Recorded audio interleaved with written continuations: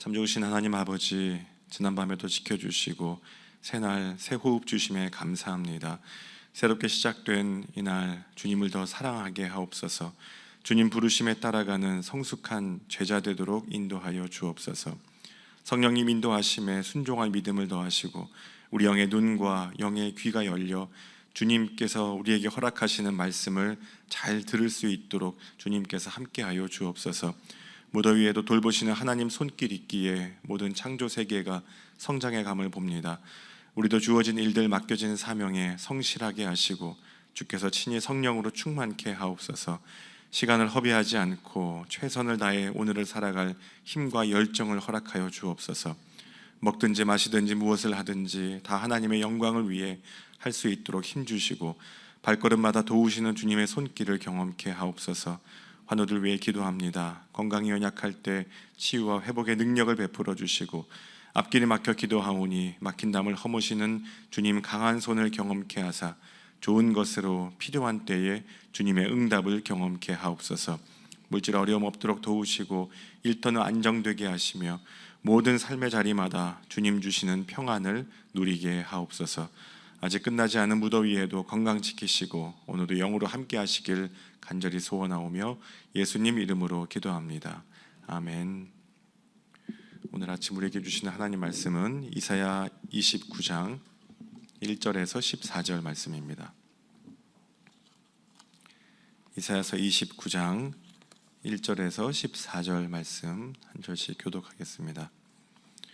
슬프다 아리엘이여 아리엘이여 다윗이 진친 성읍이여 해마다 절기가 돌아오려니와 내가 아리엘을 괴롭게 하리니 그가 슬퍼하고 애곡하며 내게 아리엘과 같이 되리라. 내가 너를 사면으로 둘러 진을 치며 너를 애워 대를 쌓아 너를 치리니 내가 낮아져서 땅에서 말하며 내 말소리가 나지기 티끌에서 날 것이라.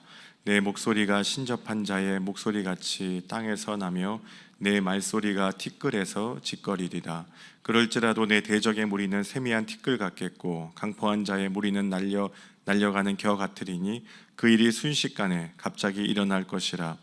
만군의 여호와께서 우레와 지진과 큰 소리와 회오리 바람과 폭풍과 맹렬한 불꽃으로 그들을 징벌하실 것인즉 아리엘을 치는 열방의 무리 곧 아리엘과 그 요새를 쳐서 그를 곤고하게 하는 모든 자는 꿈같이 밤의 환상같이 되리니 줄인 자가 꿈에 먹었을지라도 깨면 그 속은 여전히 비고 목마른 자가 꿈에 마셨을지라도 깨면 곤비하며 그 속에 갈증이 있는 것 같이 시온산을 치는 열방의 무리가 그와 같으리라.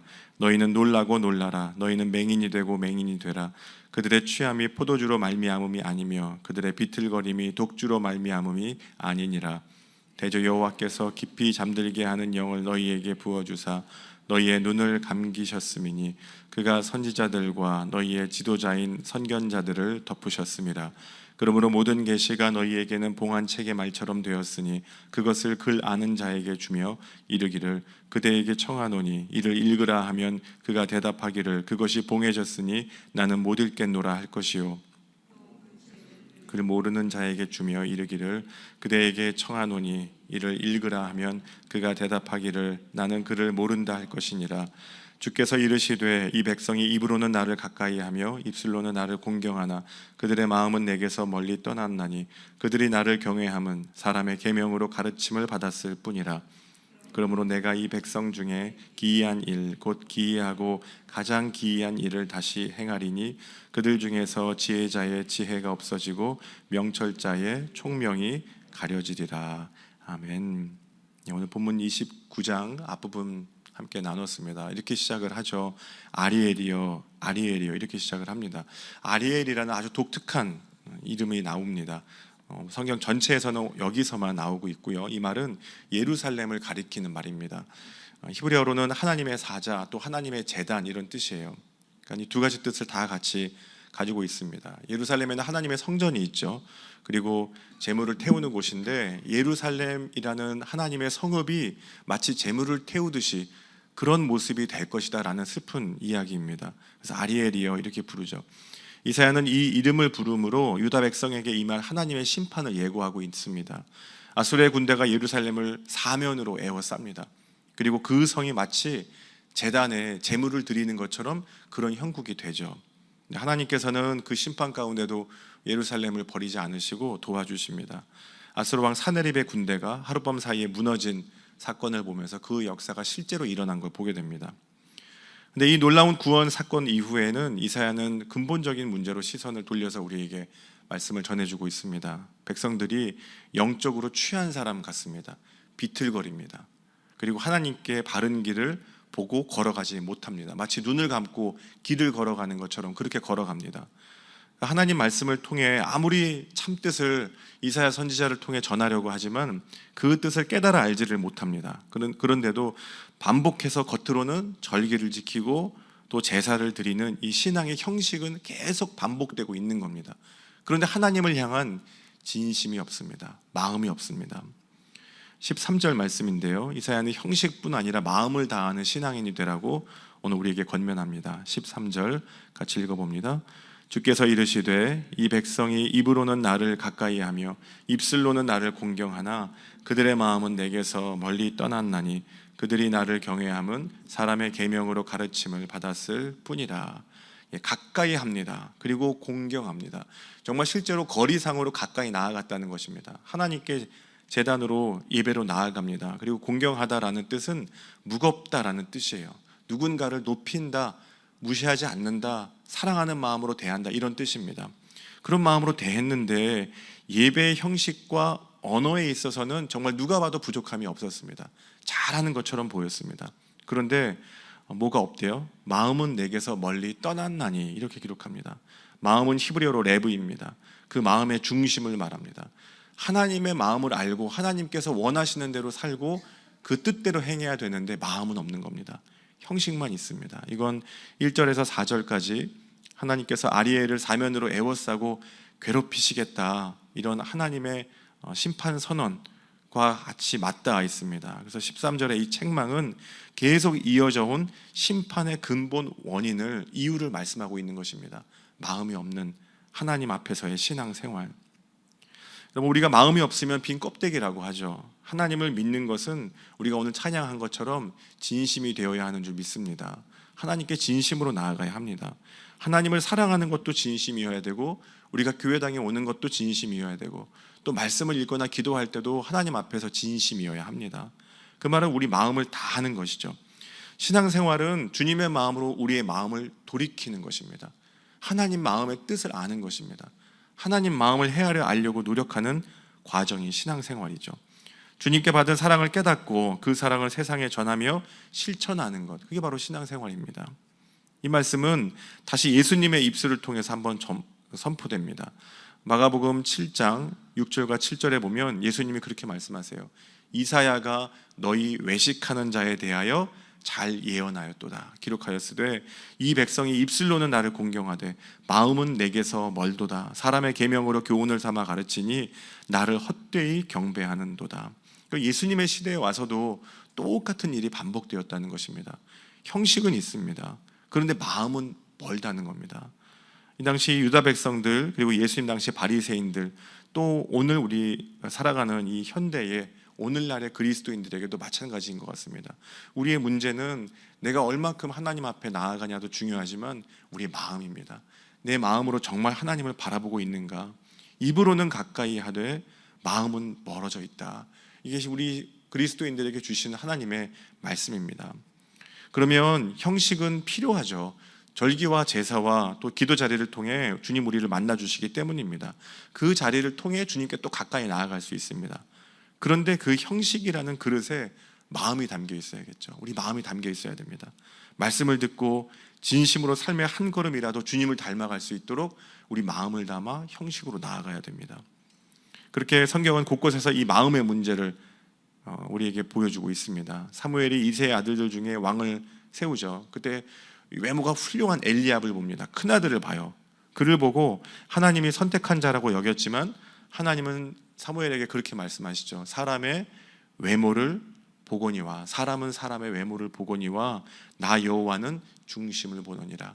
그때의 중심도 바로 히브리어 레브입니다. 마음입니다. 하나님은 마음을 보신다. 마음 중심을 보시고 우리를 기뻐하시고, 마음 중심을 보시고 우리와 함께 하신다는 것입니다. 결국 신앙이란 겉으로 드러나는 모습도 중요하지만 우리 마음의 방향이 어디를 향하고 있는가, 마음이 어디를 향하고 있는가, 그것이 가장 중요합니다. 다윗은 시편 16편에 그렇게 말합니다. 내가 여호와를 항상 내 앞에 모시며 그가 나의 오른쪽에 계심으로 흔들리지 아니하리로다. 보이지 않는 하나님이 내 오른쪽에 계십니다. 하나님이 항상 내 앞에 있습니다. 그렇게 보이는 하나님처럼 생각하고 다윗은 살아갑니다. 그게 다윗의 마음의 중심이었어요. 우리가 왜 신학자들이 말하는 코람데오라는 말 있죠. 하나님 앞에서 정말 하나님이 내 앞에 있는 것처럼 내가 어떻게 살아가고 내 마음을 다스리며 주님께 나아갈 것인가, 그게 바로 신앙생활의 모습이 되어야 합니다. 그리고 두 번째로 그런 형식적인 신앙이 곧 어떤 결과가 될 것인가, 14절에 이렇게 기록합니다. 14절 같이 읽어봅니다. 그러므로 내가 이 백성 중에 기이한 일, 곧 기이하고 가장 기이한 일을 다시 행하리니 그들 중에서 지혜자의 지혜가 없어지고 명철자의 총명이 가려지리라. 여기서 기이한 일이라고 말씀하세요. 기이한 일, 놀라운 일. 이건 어떤 일을 기억하게 하냐면 히브리어 펠레라는 단어인데요. 이스라엘 민족들이 애굽에서 나와서 광야를 걸어가다가 홍해를 건너갑니다. 길이 없는 곳에 앞에 섭니다. 근데 거기서 하나님께 부르짖죠. 그때 하나님께서는 바다 위로 길을 열어서 걸어가게 하셨어요. 그게 바로 기이한 일이라는 겁니다. 기이한 일은 우리 생각이 없습니다. 우리 계획이 없습니다. 하나님께서 보여주시고 하나님이 인도해 가시는 일이 기이한 일이에요. 여러분, 오늘 우리의 삶에도, 여러분의 삶에도 하나님이 기이한 일을 행하시기를 축복합니다. 하나님의 기이한 일을 구해야 됩니다.